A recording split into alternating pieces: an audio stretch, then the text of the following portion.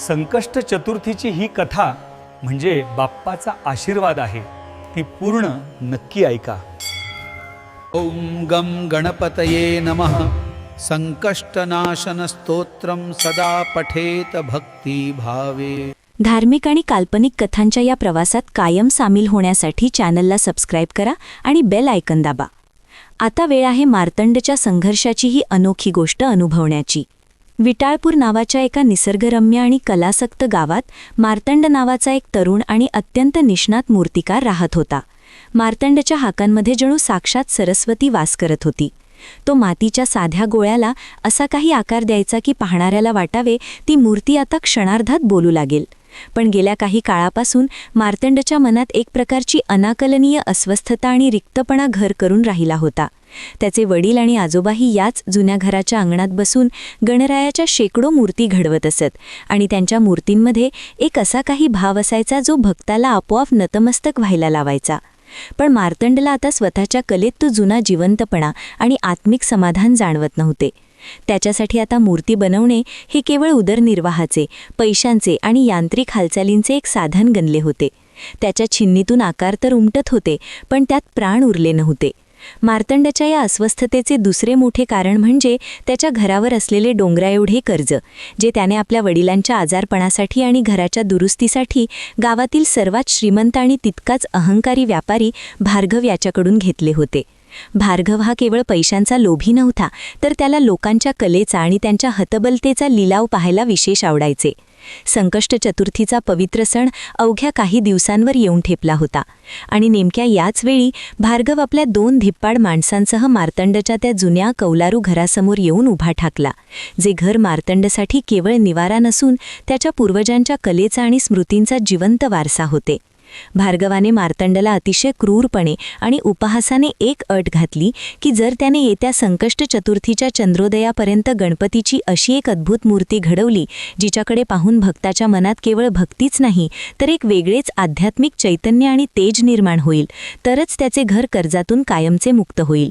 मात्र जर मार्तंड या कामात अपयशी ठरला किंवा त्याने नेहमीसारखीच सामान्य मूर्ती दिली, तर मार्तंडला आणि त्याच्या धाकट्या लाडक्या बहिणीला रेवाहीला आपले वडिलोपार्जित घर आणि ती कर्मभूमी सोडून त्याच रात्री रस्त्यावर यावे लागेल. रेवा ही मार्तंडची खरी ताकद होती. तिने पाहिले की तिच्या दादाच्या डोळ्यातच पहिल्यांदाच पराभवाची भीती आणि कलेचा शून्यपणा एकत्र दाटून आला आहे. मार्तंडला हे नीट समजले होते की लाकडाची छिन्नी आणि मातीचा गोळा जरी त्याच्यासमोर असले तरी त्याच्या मनात तो दैवी भाव उरलेला नाही जो सामान्य मातीचे देव करू शकेल.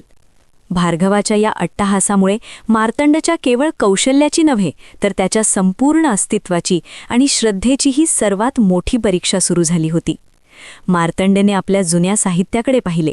माती कोरडी पडली होती आणि त्याचे मन त्याहूनही अधिक शुष्क झाले होते, कारण त्याला माहीत होते की केवळ हातांच्या यांत्रिक हालचालींनी ती मूर्ती कधीच घडणार नाही जिची भार्गवाने मागणी केली होती. त्या रात्री विटाळपूरच्या आकाशात ढग दाटून आले होते आणि मार्तंडच्या मनातही विचारांचे काहूर माजले होते. त्याला जाणीव झाली होती की ही मूर्ती घडवण्यासाठी त्याला केवळ मातीची नाही तर स्वतःच्या हरवलेल्या चैतन्याची पुन्हा ओळख करून घेण्याची गरज आहे. दुसऱ्या दिवशी पहाटेचा सूर्य विटाळपूरच्या माळावर डोकावू लागला, पण मार्तंडच्या कार्यशाळेत मात्र अजूनही नैराश्याचा अंधार दाटलेला होता. तो रात्रभर एका कोपऱ्यात बसून त्या कोरड्या मातीच्या ढेकळाकडे पाहत होता, जणू काही तो निर्जीव गोळाच त्याला स्वतःहून काहीतरी सांगणार होता. मार्तंडची धाकटी बहीण रेवा ही त्याच्या अस्वस्थतेचे मूळ जाणून होती. ती हातात पाण्याचा तांब्या घेऊन त्याच्या जवळ आली आणि तिने शांतपणे त्याच्या खांद्यावर हात ठेवला, ज्या स्पर्शात एक वेगळीच उमेद आणि विश्वास होता. रेवाने त्याला बालपणी त्यांच्या आजोबांनी सांगितलेली एक जुनी गोष्ट आठवून दिली की खरी मूर्ती ही केवळ हातांनी नाही तर अंतरात्म्यातील प्रकाशाने घडते आणि जेव्हा कलाकार स्वतःला विसरून त्या कलेशी एकरूप होतो तेव्हाच त्या पाषाणात देवाचा वास सुरू होतो. मार्तंडेला जाणवले की भार्गवाच्या भीतीमुळे आणि घराच्या चिंतेमुळे त्याने आपल्या कलेचा मूळ गाभाच हरवून टाकला आहे आणि आता त्याला अशा एका चैतन्य शेळेचा किंवा अशा एका प्रेरणेचा शोध घ्यावा लागेल जी त्याच्या छिन्नीला पुन्हा एकदा दिशा देऊ शकेल. रेवाने त्याला सुचवले की गावाच्या पलीकडे असलेल्या सह्याद्रीच्या दुर्गम दऱ्यांमध्ये एक जुनी आणि पवित्र जागा आहे जिथे त्याचे पूर्वज साधनेसाठी जात असत. आणि तिथल्याच शुद्ध ऊर्जेतून त्यांच्या मूर्तींमध्ये ते अलौकिक तेज येत असे. मार्तंडला हे पटले की जोपर्यंत तो या ओळखीच्या वातावरणातून आणि चिंतेच्या विळख्यातून बाहेर पडत नाही, तोपर्यंत त्याला ती अद्भुत मूर्ती सुचणार नाही जिची भार्गवाने मागणी केली आहे. त्याने ठरवले की संकष्ट चतुर्थीचा हा लढा केवळ भार्गवाविरुद्ध नसून तो स्वतःच्या हरवलेल्या आत्मविश्वासाचा शोध घेण्यासाठी आहे. आणि त्यासाठी त्याला घर सोडून प्रवासाला निघावे लागेल. घराच्या उंबरठ्यावर उभा राहून त्याने गणरायाचे स्मरण केले. त्याच्या डोळ्यात आता भीतीची जागा एका नवीन जिद्दीने घेतली होती आणि त्याने आपल्या झोळीत फक्त काही मूलभूत हत्यारे आणि रेवाने दिलेली शिदोरी घेतली. रेवाने त्याला निरोप देताना साश्रू मेघनांनी पण हसत मुखाने सांगितले की दादा, तू दगडाचा शोध घ्यायला चालला आहेस, पण तुला स्वतःला शोधल्याशिवाय ती मूर्ती पूर्ण होणार नाही. आणि तिचे हे शब्द मार्तंडच्या मनात प्रवासाचे पहिले बीज रोवून गेले. मार्तंड विटाळपूरच्या सीमा ओलांडून अनोळखी वाटांकडे चालू लागला, जिथे निसर्गाचे रौद्र पण सुंदर रूप त्याला साथ घालत होते. आणि त्याला माहीत होते की हा प्रवास केवळ एका दगडासाठी नाही, तर संकटातून संधी शोधण्यासाठी आहे. वाटेत जाताना त्याला जाणवत होते की वारा आता काहीतरी वेगळाच संदेश घेऊन येत आहे आणि डोंगर रांगांच्या पलीकडे त्याचे भवितव्य त्याची वाट पाहत आहे, जे केवळ एका मूर्तीचे नाही तर एका नवीन मार्तंडचे आगमन असणार होते. त्या घनदाट अरण्याच्या कुशीत मार्तंड आपली थकलेली पावले टाकत पुढे सरकत होता आणि त्याच्या भोवतालचा परिसर क्षणाक्षणाला अधिकच गूढ होत चालला होता. सह्याद्रीच्या त्या उत्तुंग कड्यांमधून वाहणारा थंड वारा त्याच्या कानाशी काहीतरी पुटपुटत होता, पण मार्तंडचे सर्व लक्ष फक्त त्या चैतन्य शिळेच्या शोधावर होते, जिच्याबद्दल त्याने केवळ जुन्या कथांमध्येच ऐकले होते. चालून चालून त्याचे पाय आता जड झाले होते आणि माध्यान्हाचा सूर्य डोक्यावर आल्यामुळे त्याच्या अंगातून घामाचा धारा वाहू लागल्या होत्या. अशातच त्याला समोर एक पाण्याचे नैसर्गिक कुंड दिसले आणि तिथेच एका जुन्या वडाच्या झाडाखाली एक वृद्ध प्रवासी अत्यंत शांतपणे विसावा घेताना दिसला. त्या वृद्धाचे केस पांढरे शुभ्र होते, कपाळावर गंधाचा टिळा होता आणि त्यांच्या डोळ्यांमध्ये एक प्रकारचे विलक्षण तेज होते, जे पाहून मार्तंडला क्षणभर तिथेच थांबावेसे वाटले. तो वृद्ध म्हणजेच विनायक होता, ज्याच्या चेहऱ्यावरचे स्मितहास्य मार्तंडच्या मनातील सगळा थकवा दूर करणारे होते. मार्तंडने त्यांच्याजवळ जाऊन अतिशय नम्रपणे नमस्कार केला आणि विचारले की बाबा, या अरण्यात पुढे जाण्यासाठी 2 वाटा फुटतात. एक रस्ता अगदी सरळ आणि सपाट आहे, तर दुसरा काट्याकुट्यांचा आणि चढणीचा आहे. मी नक्की कोणत्या मार्गाने जावे म्हणजे मला लवकर यश मिळेल? विनायकने आपल्या झोळीतून एक पाण्याचा तांब्या काढला आणि मार्तंडला पाणी प्यायला दिले. मग त्यांनी त्या दोन्ही वाटांकडे पाहिले आणि अतिशय खोल आवाजात सांगितले की बाळा, सरळ रस्ता तुला एका सुरक्षित ठिकाणी घेऊन जाईल, जिथे तुला आराम मिळेल. पण जर तुला तुझ्या हातांतील छिन्नीतून असा काही चमत्कार घडवायचा असेल जो जगाने आजवर कधीच पाहिला नाही, तर तुला त्या खडतर आणि कठीण वाटेनेच जावे लागेल. मार्तंड थोडा गोंधळला, कारण संकष्ट चतुर्थीचा काळ जवळ येत होता आणि त्याला भार्गवाच्या अटीनुसार वेळेत मूर्ती पूर्ण करायची होती. पण विनायकचे पुढचे शब्द त्याच्या काळजाला भिडले. ते म्हणाले की कलेचा प्रवास हा कधीच सोपा नसतो. जो कलाकार संकटांना घाबरून सोपा मार्ग निवडतो, त्याची कलासुद्धा तितकीच सामान्य राहते. पण जो संघर्षाचा डोंगर चढतो, साक्षात देव त्यालाच हाताला धरून दिशा दाखवतो. मार्तंडला जाणीव झाली की विनायक हे केवळ एक साधे प्रवासी नाहीत, तर ते त्याला आयुष्याचा एक मोठा धडा देत आहेत आणि त्याने आपल्या मनातील भीती झटकून त्या कठीण वाटेवर चालण्याचा धाडसी निर्णय घेतला. विनायकने त्याच्या पाठीवर हात ठेवून त्याला आशीर्वाद दिला आणि मार्तंड जेव्हा त्या दाट झुडपांच्या वाटेवर चालू लागला, तेव्हा त्याला मागे वळून पाहिल्यावर तो वृद्ध कुठेच दिसला नाही. फक्त वडाच्या पानांची सळसळ ऐकू येत होती. मार्तंडला समजले की आता हा प्रवास केवळ एका दगडासाठी राहिलेला नाही, तर ही त्याच्या संयमाची आणि विश्वासाची खरी सुरुवात आहे. कारण ज्या वाटेवर आता तो चालणार होता, तिथे त्याला केवळ निसर्गाच्या आव्हानांचाच नाही, तर स्वतःच्या अंतर्मनातील प्रश्नांचाही सामना करायचा होता. मार्तंडने त्या खडतर वाटेवर पाऊल तर ठेवले, पण प्रत्येक पाऊल त्याच्या शारीरिक आणि मानसिक सहनशक्तीची जणू कठोर परीक्षाच घेत होते. ती वाट इतकी अरुंद आणि निसरडी होती की एका चुकीच्या पावलामुळे तो थेट खोल दरीत कोसळला असता. दुपारची वेळ झाली होती आणि मार्तंडच्या गळ्याला कोरड पडली होती. अशातच त्याला दूरवर एक जुनी पडकी विहीर दिसली आणि आश्चर्याची गोष्ट म्हणजे त्याच विहिरीच्या काठावर तो वृद्ध प्रवासी विनायक पुन्हा एकदा शांतपणे बसलेला दिसला. विनायकला तिथे पुन्हा पाहून मार्तंड थक्क झाला, पण त्याच्या अंगात आता प्रश्न विचारण्याचेही त्राण उरले नव्हते. विनायकने त्याच्याकडे पाहिले आणि अतिशय क्षीण आवाजात म्हटले, बाळा, मला खूप तहान लागली आहे. या विहिरीतून थोडे पाणी काढून देशील का? मार्तंडने विहिरीत वाकून पाहिले तेव्हा त्याचे हृदय बसले, कारण ती विहीर पूर्णपणे कोरडी पडली होती आणि तळाशी फक्त सुका पालापाचोळा आणि मोठमोठे दगड दिसत होते. मार्तंड म्हणाला, बाबा, यात तर थेंबभरही पाणी नाही. ही विहीर वर्षानुवर्षे कोरडी असावी असे वाटते. मी तुमच्यासाठी पुढे जाऊन कोठून तरी पाणी शोधून आणतो. पण विनायकने हसून त्याला अडवले आणि सांगितले की, बाळा, वरून जे कोरडे दिसते त्याच्या तळाशी अमृताचा झरा असू शकतो. फक्त तुला तो शोधण्याची आणि थोडा संयम दाखवण्याची गरज आहे. मार्तंडला आधी तर हा वेडेपणा वाटला, पण विनायकाच्या शब्दांत काहीतरी अशी शक्ती होती की त्याने खाली उतरण्याचा निर्णय घेतला. तो आपल्या छिन्नीच्या सहाय्याने विहिरीच्या भिंतींवरून सावधपणे खाली उतरला आणि तळाशी असलेला कचरा आपल्या हातांनी उपसून काढू लागला. तासभर तो तिथे खपला. त्याचे हात रक्ताळले, घामाने तो नाहून निघाला आणि मनात विचार आला की आपण एका मूर्खपणाच्या कामात वेळ वाया घालवत आहोत. पण त्याच क्षणी त्याला रेवाचे शब्द आठवले की संघर्षाशिवाय चैतन्य प्राप्त होत नाही. त्याने हार न मानता खालचा एक मोठा दगड बाजूला सारला आणि काय आश्चर्य, त्या दगडाच्या खालून पाण्याचा एक अतिशय बारीक पण स्वच्छ झरा हळूहळू वर येऊ लागला. तो झरा पाहून मार्तंडाच्या डोळ्यात आनंदाश्रू उभे राहिले. त्याने आपल्या झोळीतील भांड्यात ते पाणी भरले आणि वर येऊन विनायकला दिले. विनायकने ते पाणी पिताना मार्तंडाच्या डोळ्यांत डोकावून पाहिले आणि म्हणाले, ज्याप्रमाणे या मातीच्या ढिगाऱ्याखाली पाणी लपलेले होते तसेच तुझ्या मनातही कला लपलेली आहे. पण ती बाहेर काढण्यासाठी तुला या विहिरीसारखेच स्वतःच्या अहंकाराला आणि घाईला उपसावे लागेल. मार्तंडाला संयमाचा हा पहिला आणि अत्यंत मौल्यवान धडा मिळाला होता, कारण त्याला समजले होते की सृजनशीलता ही अचानक घडणारी गोष्ट नसून ती अतोनात संयमाचे आणि परिश्रमाचे फळ असते. विनायकने पाणी पिऊन तृप्तीचा ढेकर दिला आणि मार्तंडाला पुढच्या प्रवासासाठी आशीर्वाद दिला. पण यावेळी मार्तंडाला जाणवले की हा प्रवास केवळ एका बाह्य पाषाणाचा नसून त्याच्या अंतर्मनातील झरा मोकळा करण्याचा आहे. संकष्ट चतुर्थीचा तो मंगलमयी दिवस उजाडला तेव्हा अरण्यातील वातावरण एका वेगळ्याच पवित्रतेने भरून गेले होते. पण मार्तंडसाठी मात्र हा दिवस शारीरिक आणि मानसिक संघर्षाचा कळस ठरणार होता. पहाटेचा कोवळ्या उन्हात त्याने ओहोळाच्या काठी स्नान उरकले आणि गणरायाचे स्मरण करून आपल्या उपवासाला सुरुवात केली. त्याच्याकडे शिदोरी संपत आली होती आणि गेल्या 2 दिवसांच्या सततच्या प्रवासाने त्याचे शरीर कमालीचे थकले होते. तरीही मनात आपल्या ध्येयाप्रती असलेली ओढ त्याला पुढे चालण्यास प्रवृत्त करत होती.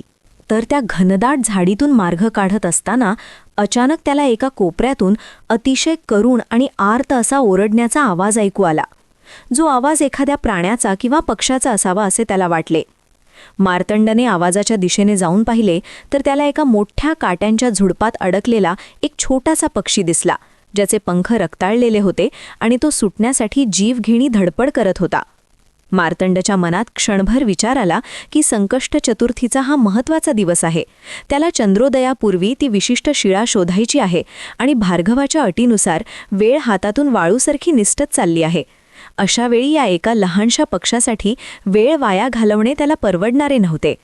मात्र त्याच वेळी त्याला विनायकचे शब्द आठवले की सृजनशीलता ही करुणेतून जन्माला येते आणि जो दुसऱ्याचे दुःख समजू शकत नाही तो पाषाणात देव कसा काय शोधणार. मार्तंडने कसलाही विचार न करता आपल्या हातातील हत्यारे बाजूला ठेवली आणि अतिशय काळजीपूर्वक त्या काट्यांच्या जाळ्यात आपले हात घातले. काटे टोचून त्याचेही हात रक्ताळले, पण त्याने त्या पक्षाला सुखरूप बाहेर काढले. तो पक्षी तहानेने व्याकुळ झाला होता आणि जवळ कोठेही पाणी नव्हते. तेव्हा मार्तंडने आपल्या झोळीत साठवलेले शेवटचे थोडेसे पाणी त्या पक्षाला पाजले आणि स्वतःच्या भुकेची व तहानेची तमा न बाळगता जंगलातील काही औषधी पाला शोधून त्याचा रस त्या पक्षाच्या जखमेवर लावला. तासाभरानंतर तो पक्षी पुन्हा एकदा सावरला आणि त्याने आपले पंख फडफडून मार्तंडाच्या हातावरून उड्डाण केले. तेव्हा मार्तंडाला जे आत्मिक समाधान मिळाले ते कोणत्याही यशापेक्षा मोठे होते. त्याचवेळी झाडाच्या आडून विनायक बाहेर आले आणि त्यांनी मार्तंडाच्या या कृतीकडे पाहून मंद स्मित केले. त्यांनी विचारले, बाळा, आज तुझा उपवास आहे आणि तू तुझा वेळ आणि शक्ती या एका पक्षासाठी खर्च केलीस. तुला नाही वाटत की तुझा हा वेळ शिळा शोधण्यासाठी उपयोगात आला असता? मार्तंडने अतिशय शांतपणे उत्तर दिले की बाबा, संकष्ट चतुर्थीला गणपती बाप्पाला प्रसन्न करण्यासाठी उपवास करणे ही माझी भक्ती असू शकते, पण संकटात सापडलेल्या एका जीवाला वाचवणे हे माझे कर्तव्य होते. आणि जर मी कर्तव्य विसरून भक्ती केली असती तर ती देवाला तरी कशी मान्य झाली असती? विनायकच्या डोळ्यात कौतुकाची थाप होती आणि त्यांनी सांगितले की विघ्नहर्ता म्हणजे केवळ स्वतःची विघ्ने दूर करणारा नव्हे, दुसऱ्याच्या वाटेतील विघ्ने दूर करणारा असतो. मार्तंडला जाणीव झाली की खऱ्या देवत्वाची पहिली झलक त्याला त्या पक्षाच्या डोळ्यांतील समाधानात दिसली आहे आणि आता त्याच्या प्रवासाला एक नवीन आध्यात्मिक वळण मिळाले होते. जरी तो शारीरिकदृष्ट्या अधिक थकला होता तरी त्याच्या मनातील ऊर्जा आता द्विगुणित झाली होती, कारण त्याला समजले होते की मूर्ती घडवण्यापूर्वी त्याला स्वतःच्या मनाला अधिक संवेदनशील आणि करुणामय बनवणे आवश्यक होते. विटाळपूरचा तो निष्णात मूर्तिकार मार्तंड, जो आपल्या घराच्या ओढीने आणि कलेच्या शोधात सह्याद्रीच्या कुशीत शिरला होता, त्याला आता स्वतःच्या प्राणांचे रक्षण करण्यासाठी एका अज्ञात संकटाशी झुंजावे लागत होते. मार्तंडला वाटले होते की अरण्य शांत आहे, पण इकडे गावात भारघाचा संताप अनावर झाला होता. त्याला खात्री होती की मार्तंड मूर्ती घडवण्याऐवजी पळून गेला आहे. म्हणून त्याने आपल्या 2 धिप्पाड आणि निर्दयी माणसांना मार्तंडचा शोध घेण्यासाठी जंगलात धाडले होते. त्या माणसांच्या जड पावलांचा आवाज आणि त्यांच्या रागीट ओरडण्याने शांत अरण्य ढवळून निघाले होते. मार्तंड, लपून काही फायदा नाही, भार्गव शेठचा हुकूम आहे, तू पळाला असलास तरी तुला खेचून आणू. अशा धमक्या ऐकून मार्तंडचे हृदय वेगाने धडधडू लागले. तो भुकेलेला आणि तहानलेला होता. त्याच्याकडे लढण्यासाठी कोणतेही शस्त्र नव्हते. फक्त त्याच्या हातातील ती जुनी छिन्नी होती जिचा वापर तो पाषाण घडवण्यासाठी करत असे. आपला पाठलाग होत आहे हे समजताच मार्तंड एका उंच कड्याच्या दिशेने धावला, जिथे समोरून मार्ग बंद होता, पण एका मोठ्या वेलीच्या मागे त्याला एक अरुंद गुहेचे तोंड दिसले. प्राणांच्या आत्यंतिक भीतीने तो त्या गुहेत शिरला आणि स्वतःला अंधारात सामावून घेतले. बाहेरून त्या माणसांचे आवाज हळूहळू जवळ येऊ लागले. ते अगदी त्या गुहेच्या तोंडाशी उभे होते आणि मार्तंड श्वास रोखून धरून उभा होता. त्याला वाटले की आज त्याचा शेवट नक्की आहे. मात्र तितक्यात गुहेच्या छतावरून पाण्याचे काही थेंब खाली पडले आणि त्या शांततेत त्यांचा एक विलक्षण नाद गुंजला, ज्यामुळे त्या माणसांचे लक्ष भरकटले आणि त्यांना वाटले की मार्तंड दरीच्या दिशेने गेला असावा. ते लोक पुढे निघून गेल्यावर मार्तंडने सुटकेचा निश्वास टाकला, पण जेव्हा त्याने गुहेच्या आतील भागात नजर टाकली तेव्हा त्याचे डोळे विस्फारले. ती केवळ एक अंधारी गुहा नव्हती, तर निसर्गाचा एक अद्भुत चमत्कार होता. छतावरून लटकणारे पाषाण आणि जमिनीवरून वर आलेले खडक अशा काही आकारांत होते की जणू निसर्गानेच तिथे अनेक मूर्ती कोरल्या होत्या. एका कोपऱ्यात खडकावर पडणाऱ्या प्रकाशाच्या किरणांमुळे तिथे एका मोठ्या पाषाणाला गणपतीचा नैसर्गिक आकार प्राप्त झाला होता, ज्याकडे पाहून मार्तंडाला क्षणभर भान उरले नाही. निसर्गाचे हे रौद्र पण देखणे रूप पाहून मार्तंडाला उमजले की मनुष्याला जे घडवायला वर्षानुवर्षे लागतात ते निसर्ग एका क्षणात आणि किती सहजतेने घडवू शकतो. त्याला तिथे एक वेगळाच मानसिक आधार मिळाला आणि जाणवले की संकटही माणसाला घाबरवण्यासाठी नाहीत, तर त्याला अधिक सामर्थ्यवान बनवण्यासाठी आणि अशा ठिकाणी पोचवण्यासाठी येतात जिथे त्याचे डोळे उघडतील. त्या गुहेच्या शांततेत मार्तंडाला भार्गवाच्या भीतीपेक्षा आपल्या ध्येयाची अधिक स्पष्टता जाणवली आणि त्याने मनोमन ठरवले की आता तो घाबरून पळणार नाही, तर या निसर्गाकडून प्रेरणा घेऊन आपली सर्वोत्तम कला जगासमोर मांडेल. विटाळपूरचा तो निष्ठावान मूर्तिकार मार्तंड आता त्या अद्भुत गुहेच्या बाहेर पडला होता आणि निसर्गाचे ते भव्य रूप पाहून त्याच्या मनात एक वेगळी जिद्द निर्माण झाली होती. पण नियतीला कदाचित त्याची अजून एक सर्वात कठोर परीक्षा घ्यायची होती. त्याने ठरवले की आता वेळ वाया न घालवता आपण ज्या चैतन्य शिळेच्या शोधात आहोत तिची पूर्वतयारी सुरू करावी. म्हणून त्याने मोठ्या आशेने आपल्या झोळीतून ती जुनी आणि धारदार छिन्नी बाहेर काढली. ही छिन्नी केवळ एक लोखंडाचा तुकडा नव्हती, तर त्याच्या वडिलांनी आणि आजोबांनी आयुष्यभर वापरलेली ती एक पवित्र स्मृती होती. आणि मार्तंडाला वाटत होते की याच हत्याराच्या बळावर तो भार्गवाचे आव्हान पेलू शकेल. त्याने जवळच असलेला एक कडक पाषाण घेतला आणि त्यावर आपली छिन्नी टेकवून जसा पहिला घाव घातला तसा एक भयानक कडक असा आवाज झाला आणि मार्तंडाच्या काळजाचा ठोका चुकला. त्याने पाहिले की त्याच्या पूर्वजांची ती लाडकी छिन्नी मधूनच 2 तुकड्यांत मोडली होती. मार्तंडाच्या हातातील ती मोडलेली छिन्नी पाहून त्याचे अवसान गळाले. त्याच्या डोळ्यांसमोर अंधारी आली आणि त्याला वाटले की आता सर्व काही संपले आहे, कारण ज्या हत्याराच्या जोरावर त्याला ती अलौकिक मूर्ती घडवायची होती तेच आता निकामी झाले होते.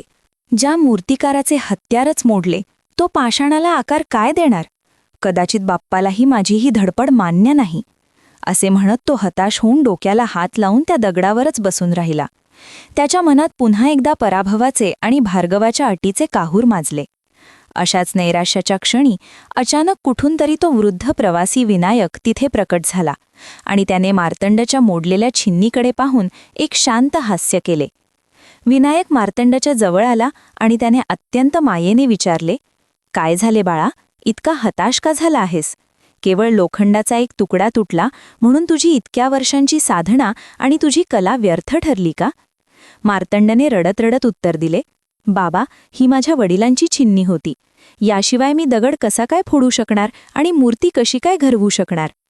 विनायकने मार्तंडचे रक्ताळलेले पण कसलेले हात आपल्या हातात घेतले आणि त्याला समजावले की "अरे वेड्या, छिन्नी हे केवळ एक माध्यम आहे. खरी कला ही तुझ्या मनात आणि तुझ्या या बळकट हातांच्या बोटांमध्ये आहे. जोपर्यंत तुझे कौशल्य आणि तुझा आत्मविश्वास शाबूत आहे, तोपर्यंत तू जगातील कोणत्याही कठीण पाषाणाला आकार देऊ शकतोस." विनायकने त्याला आठवण करून दिली की निसर्गाने त्या गुहेत ज्या मूर्ती घडवल्या होत्या त्याकडे कोणत्या छिन्न्या होत्या. तिथला वारा, पाण्याचे थेंब आणि काळ हाच निसर्गाची हत्यारे होती. मार्तंडला विनायकच्या बोलण्यातून एक नवीन दृष्टिकोन मिळाला आणि त्याला जाणीव झाली की तो स्वतःला केवळ एका वस्तूवर अवलंबून ठेवून आपली कला मर्यादित करत होता. त्याने आपल्या मोडलेल्या छिन्नीचे ते 2 तुकडे जपून झोळीत ठेवले आणि आजूबाजूला पडलेल्या तीक्ष्ण दगडांकडे पाहिले. त्याला समजले की जर जिद्द असेल तर एखादा साधा टोकदार दगडही छिन्नीचे काम करू शकतो. विनायकचा तो उपदेश मार्तंडाच्या मनातील भीती घालवून गेला आणि त्याने आता हत्यारांच्या पलीकडे जाऊन आपल्या अंतर्मनातील कलेच्या जोरावर ती चैतन्यशिळा शोधण्याचा आणि ती घडवण्याचा निर्धार केला. विटाळपूरचा तो जिद्दी मूर्तिकार मार्तंड आता विनायकने दाखवलेल्या वाटेवरून पुढे सरकत होता आणि अचानक एका खोल दरीच्या पलीकडे त्याला ते दिसले ज्याच्या शोधात तो इतके दिवस वणवण भटकला होता.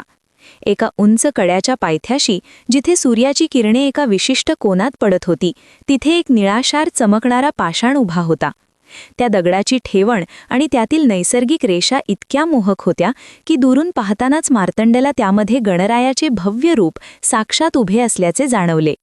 पण त्याचा हा आनंद क्षणभंगूर ठरला, कारण त्या चैतन्य शिळेपर्यंत पोहोचण्यासाठी मार्तंडाला एका मोठ्या आणि भयानक दलदलीचा सामना करावा लागणार होता. दलदल दिसायला वरून शांत आणि हिरव्या गवताने झाकलेली होती, पण त्यातील काळपट चिखल कोणत्याही जिवंत प्राण्याला क्षणात गिळंकृत करण्याची ताकद राखून होता. मार्तंडाने एक सावध पाऊल पुढे टाकले, पण त्याचा पाय चिखलात खोलवर रुतू लागला. तेव्हा त्याच्या अंगावर सरसरून काटा आला आणि त्याला जाणवले की ही जागा केवळ त्याच्या शारीरिक शक्तीची नाही, तर त्याच्या स्वतःच्या मृत्यूच्या भयावर विजय मिळवण्याची खरी परीक्षा आहे. जर मी या दलदलीत अडकलो तर माझे घर जप्त होईल, रेवा अनाथ होईल आणि माझी ही अपूर्ण राहिलेली कला माझ्यासोबतच या काळपट चिखलात गाडली जाईल, असा विचार येताच त्याच्या पायातील त्राण कमी झाले आणि तो हताशपणे मागे फिरू लागला. अशावेळी मार्तंडने क्षणभर डोळे मिटले आणि त्याला विनायकचे ते शब्द आठवले की सृजनशीलता ही भीती संपल्याशिवाय सुरू होत नाही. त्याला जाणवले की जर तो आपल्या जीवनाच्या ओढीने आज मागे हटला तर तो कधीच तो अद्भुत कलाकार बनू शकणार नाही, ज्याचे स्वप्न त्याच्या वडिलांनी पाहिले होते. त्याने आजूबाजूला पडलेल्या काही वाळक्या फांद्या आणि वेली गोळा केल्या आणि त्या चिखलावर एका विशिष्ट क्रमाने पसरवून आपला तोल सावरत अत्यंत धीमेपणाने पुढे सरकण्यास सुरुवात केली. दलदलीतील तो गुदमरवून टाकणारा वायू आणि चिखलाची ओढ त्याला वारंवार मागे खेचत होती. प्रत्येक क्षणी त्याला समोर काळ दिसत होता, पण मार्तंडच्या नजरेसमोर फक्त ती पवित्र शिळा आणि भार्गवाचा तो अहंकारी चेहरा होता, ज्याला त्याला आपल्या कलेने उत्तर द्यायचे होते. तो अर्ध्या दलदलीत पोहोचला असताना अचानक एका वेलीचा आधार सुटला आणि तो गुडघ्यापर्यंत चिखलात रुतला. पण त्याने हार मानली नाही.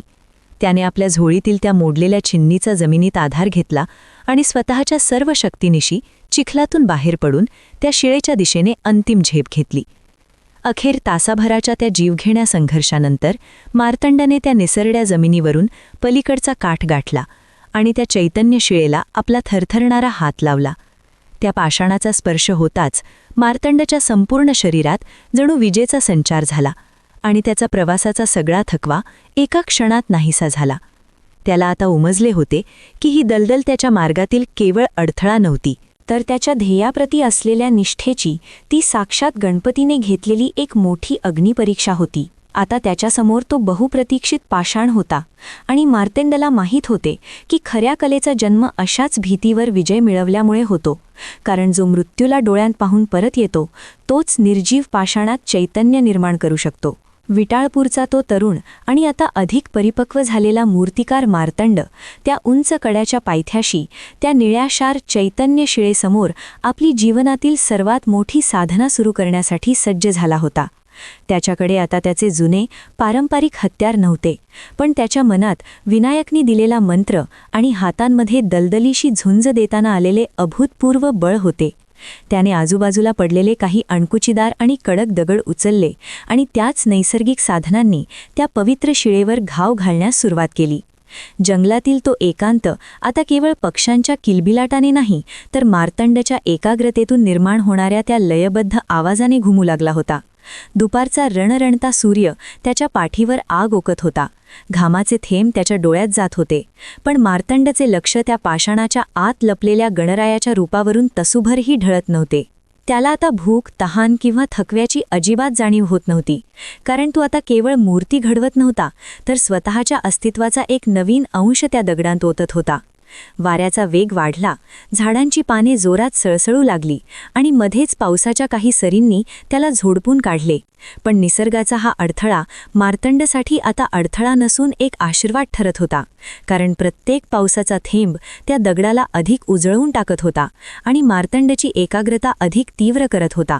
त्याने पाहिले की तो जसे जसे त्या दगडाचे अनावश्यक भाग काढून टाकत होता, तसतसे त्या निळ्या पाषाणातून गणपतीचे एक असे रूप प्रकट होऊ लागले होते, जे त्याने आजवर कधीही स्वप्नातही पाहिले नव्हते. हे रूप साचेबद्ध नव्हते, त्यात व्यावसायिकता नव्हती, तर त्यात एक नैसर्गिक ओलावा आणि करुणा होती, जी केवळ एका संघर्षातूनच जन्माला येऊ शकत होती. मार्तंडाच्या हातातील तो तीक्ष्ण दगड जेव्हा त्या शिरेला स्पर्श करत असे, तेव्हा त्याला विनायकच्या त्या आवाजाची आठवण होत असे की सृजनशीलता ही बंधनांपलीकडे असते. त्याने रात्रभर चंद्राच्या शीतल प्रकाशातही आपले काम सुरूच ठेवले. डोळ्यात झोप नव्हती, पण मनात एक अद्भुत तेज होते. त्याला जाणवले की आजवर तो केवळ मातीशी खेळत होता, पण आज तो प्रत्यक्ष त्या दैवी शक्तीशी संवाद साधत आहे, जी त्याला दिशा दाखवत आहे. प्रत्येक घावाबरोबर मार्तंडाच्या मनातील भार्गवाचा अहंकार, घराची चिंता आणि उद्याची भीती हळूहळू नाहीशी होत होती आणि तिथे केवळ एक शांतता निर्माण होत होती. जेव्हा सूर्योदयाची पहिली किरणे त्या अर्धवट घडलेल्या मूर्तीवर पडली, तेव्हा मार्तंडाला त्या दगडाच्या गाभ्यातून एक मंद नाद ऐकू आल्यासारखा वाटला, जणू काही निसर्गच त्याच्या या असीम परिश्रमाची दाद देत होता. त्याने आता हे स्वीकारले होते की ही मूर्ती संकष्ट चतुर्थीच्या वेळेत पूर्ण होईल की नाही हे महत्त्वाचे नाही, तर तो ज्या प्रक्रियेतून जात होता तीच त्याची खरी भक्ती आणि विजय होता.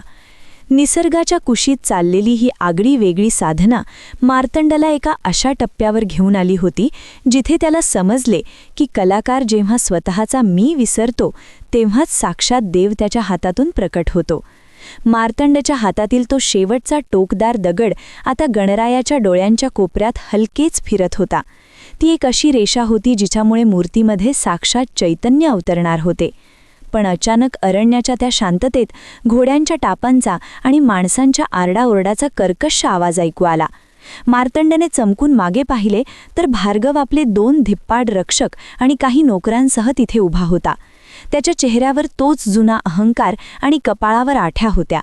भार्गवने जेव्हा त्या निळ्याशार पाषाणातून घडलेली आणि सूर्याच्या कोवळ्या प्रकाशात चमकणारी ती भव्य मूर्ती पाहिली, तेव्हा क्षणभर त्याचेही डोळे विस्फारले आणि त्याच्या तोंडून शब्द फुटले नाहीत, कारण त्याने आजवर अनेक मंदिरात सोन्या चांदीच्या मूर्ती पाहिल्या होत्या, पण या पाषाणात जे तेज होते ते काही निराळेच होते.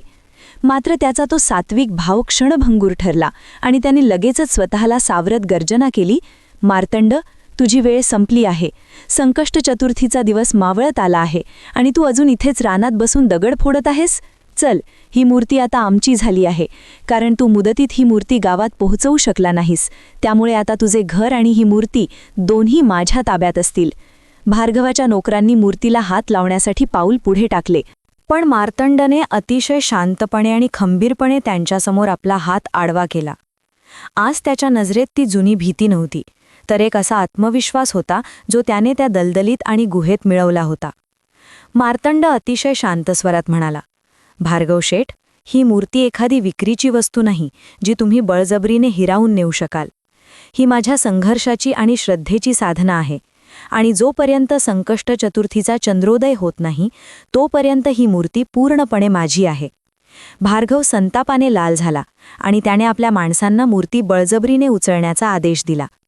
पण जसे ते रक्षक मूर्तीच्या जवळ गेले तसे अरण्यातून वाऱ्याचा एक जोराचा झोत आला आणि त्या कड्यावरून काही लहान दगड भार्गवाच्या माणसांच्या पायाजवळ येऊन पडले. ही काही दैवी शक्ती होती की केवळ योगायोग हे कोणालाच उमजले नाही, पण त्या रक्षकांच्या मनात एक अनामिक भीती निर्माण झाली आणि त्यांचे पाऊल तिथेच थबकले. मार्तंडने भार्गवाच्या डोळ्यात थेट बघून सांगितले की शक्तीने तुम्ही माझे शरीर दाबून धरू शकाल, पण मेऱ्या कलेला आणि या मूर्तीच्या चैतन्याला तुम्ही विकत घेऊ शकत नाही. ही मूर्ती स्वतःच्या पावलावर गावात येईल, तुम्ही हवं तर वाट पहा. मार्तंडची ती निर्भयता पाहून भार्गव थोडा गोंधळला, कारण त्याने आजवर पाहिलेला लाचार मार्तंड आज पूर्णपणे बदलला होता. त्याने आपल्या माणसांना मागे सरकण्याची खूण केली, पण जाता जाता धमकी दिली की ठीक आहे, आज रात्रीच्या चंद्रोदयापर्यंत मी गावात तुझी वाट पाहतोय. जर तू ही मूर्ती तिथे पोचवली नाहीस तर उद्याचा सूर्य तुला तुझ्या घरात दिसणार नाही. भार्गव निघून गेल्यावर मार्तंडने सुटकेचा श्वास टाकला आणि पुन्हा एकदा त्या मूर्तीच्या अंतिम कामाला सुरुवात केली. त्याला आता समजले होते की त्याचा खरा संघर्ष आता सुरू झाला आहे, कारण केवळ मूर्ती घडवणे पुरेसे नव्हते, तर ती सुरक्षितपणे लोकांपर्यंत पोहोचवणे हे त्याचे पुढील आव्हान होते. सूर्यास्ताची सोनेरी किरणे सह्याद्रीच्या कड्यांवर रेंगाळत होती आणि मार्तंडने आपल्या हातातील त्या टोकदार दगडाचा शेवटचा स्पर्श मूर्तीच्या चरणांशी केला.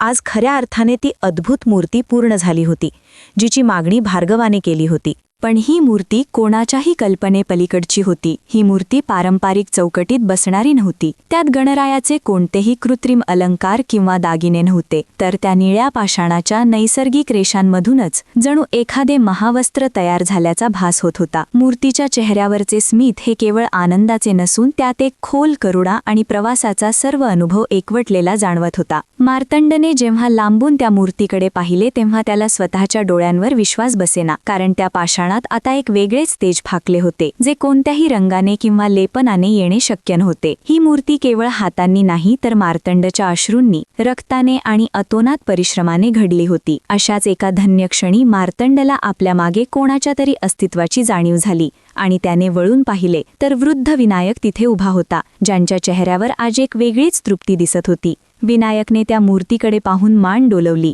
आणि मार्तंडला जवळ बोलावून त्याच्या खांद्यावर हात ठेवला. त्यांच्या स्पर्शातून मार्तंडला एक अद्भुत शांतता मिळाली. विनायक अत्यंत गंभीर पण प्रेमळ आवाजात म्हणाले, बाळा, आज तू केवळ एका पाषाणाला आकार दिलेला नाहीस, तर तू स्वतःच्या भीतीवर, अज्ञानावर आणि अगतिकतेवर विजय मिळवून स्वतःला एका नवीन रूपात घडवले आहेस. लक्षात ठेव, खरी कला ही पाषाणात नसते, तर ती त्या कलाकाराच्या मनात आणि त्याने पाहिलेल्या सत्यात असते. मार्तंड काही बोलणार इतक्यात विनायकने त्याला आठवण करून दिली की संकष्ट चतुर्थीचा चंद्रोदय होण्यासाठी आता खूप कमी वेळ उरला आहे आणि त्याला ही मूर्ती गावात पोहोचवणे आवश्यक आहे. मार्तंडने कृतज्ञतेने विनायकच्या पायांना स्पर्श करण्यासाठी खाली वाकले, पण जेव्हा तो वर उठला तेव्हा विनायक तिथे नव्हतेच. तिथे फक्त हवेत एक मंद सुगंध दरवळत होता आणि दूरवर एखाद्या पक्षाचे प्रसन्न गाणे ऐकू येत होते.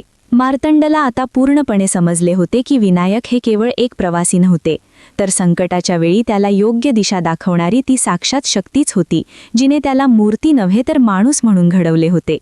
आता मार्तंड समोर एकच ध्येय होते, ते म्हणजे हा दैवी आविष्कार विटाळपूरच्या भक्तांसमोर आणि त्या अहंकारी भार्गवासमोर नेणे, जेणेकरून सृजनाची खरी शक्ती काय असते हे जगाला समजेल.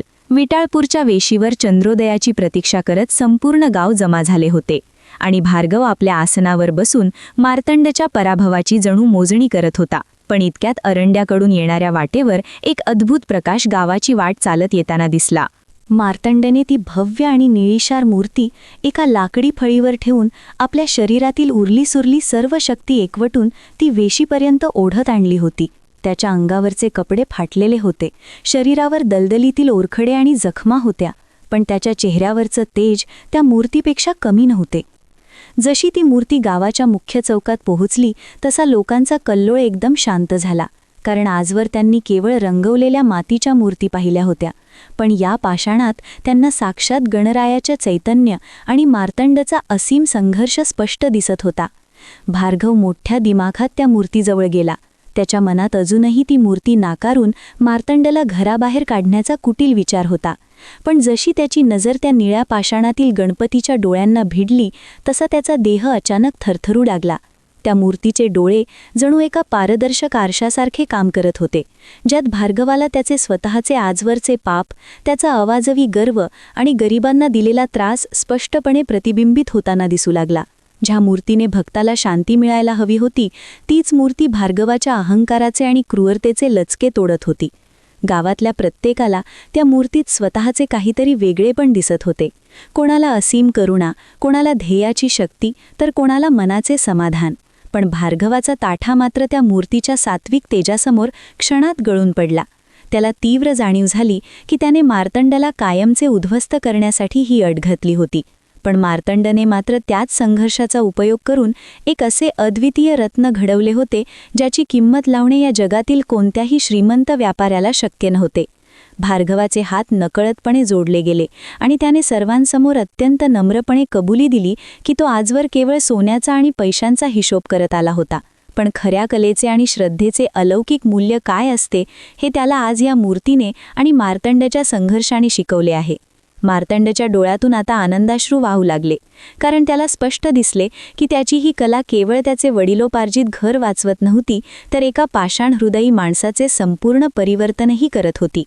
रेवाने धावत येऊन आपल्या दादाला घट्ट मिठी मारली.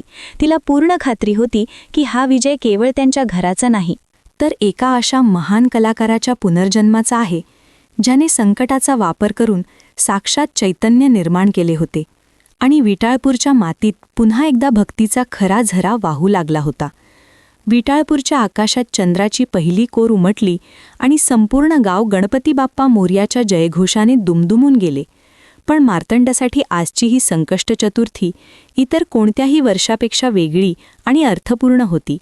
चौकात मांडलेल्या त्या निळ्या पाषाणाच्या मूर्तीवर जेव्हा चंद्रप्रकाश पडला तेव्हा त्यातील तेज इतके अलौकिक दिसत होते की गावकऱ्यांना जणू साक्षात विघ्नहर्ता समोर उभा असल्याचे जाणवू लागले. भार्गवाने स्वतः पुढे येऊन मार्तंडच्या घराची सर्व कर्जाची कागदपत्रे त्या मूर्तीच्या चरणांशी ठेवली आणि आपल्या पापांचे क्षालन करण्यासाठी सर्वांसमोर मार्तंडची क्षमा मागितली. आज खऱ्या अर्थाने एक अहंकार मावळला होता आणि श्रद्धेचा विजय झाला होता. मार्तंडने जेव्हा त्या मूर्तीची पूजा करण्यासाठी हात जोडले तेव्हा त्याला त्याच्या संपूर्ण प्रवासातील प्रत्येक प्रसंग आठवू लागला. तो काट्यांच्या झुडपात अडकलेला पक्षी, ती कोरडी विहीर, दलदलीतील तो जीवघेणा संघर्ष आणि विनायक नावाच्या त्या गूढ वृद्धाने दिलेली प्रत्येक शिकवण. त्याला अचानक जाणवले की ज्या चैतन्याचा शोध तो त्या निळ्या पाषाणात घेत होता ते चैतन्य केवळ त्या दगडापुरते मर्यादित नव्हते, तर ते त्याच्या अंतर्मनातील त्या बदलात दडलेले होते, ज्याने त्याला भीतीकडून निर्भयतेकडे आणि कलेकडून साधनेकडे नेले होते. देवाने त्याला संकटात सापडलेल्या आपल्या भक्तासाठी केवळ एक सोपा मार्ग दाखवला नाही, तर त्याला स्वतःच्या क्षमतेची जाणीव करून देण्यासाठी अग्निदिव्यातून जायला भाग पाडले होते. मार्तंडला आता स्पष्ट उमजले होते की देव हा केवळ पूजेत किंवा उपवासात नसून तो संकटाच्या वेळी घेतलेल्या संयमात, दुसऱ्याच्या दुःखात दाखवलेल्या करुणेत आणि कठीण प्रसंगात स्वतःला सावरून घेतलेल्या धैर्यात वास करतो. त्याची ती मूर्ती केवळ एक पाषाण नव्हती, तर ती त्याच्या आत्मपरिवर्तनाचे प्रतीक होती. त्याने आजवर कलेला केवळ उदरनिर्वाहाचे साधन मानले होते, पण आज त्याला समजले होते की सृजनशीलता ही साक्षात ईश्वरी अंश आहे, जो माणसांना संघर्षातून अधिक उजळवून टाकतो. विटाळपूरच्या त्या रात्रीची शांतता मार्तंडच्या मनातील सर्व प्रश्नांची उत्तरे देऊन गेली होती. त्याला समजले होते की विघ्नहर्ता हा केवळ आपली विघ्ने दूर करत नाही, तर ती विघ्ने पेलण्याची शक्ती आपल्याला प्रदान करतो, जेणेकरून आपण स्वतःला एक चांगला माणूस म्हणून घडवू शकू. घराचा प्रश्न सुटला होता. भार्गवाचे हृदय परिवर्तन झाले होते आणि मार्तंडाची कला आता अमर झाली होती.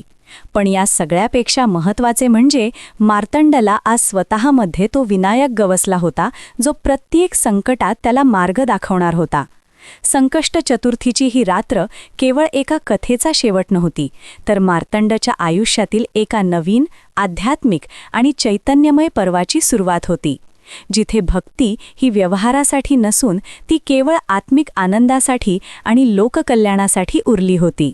मित्रांनो, मूर्तिकार मार्तंडचा हा प्रवास आपल्याला हे शिकवतो की खरी भक्ती म्हणजे केवळ उपवास किंवा पूजा नसून ती कठीण काळात दाखवलेला संयम आणि दुसऱ्यांप्रती असलेली करुणा आहे.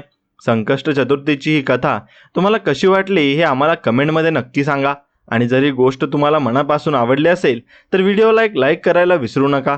अशाच अर्थपूर्ण, प्रेरणादायी आणि भक्तिपूर्ण कथांचा अनुभव घेण्यासाठी चॅनलला सबस्क्राईब करून बेल आयकॉन नक्की दाबा, जेणेकरून आपण पुन्हा एका नवीन कथेत भेटू शकू. गणपती बाप्पा मोरया. धन्यवाद.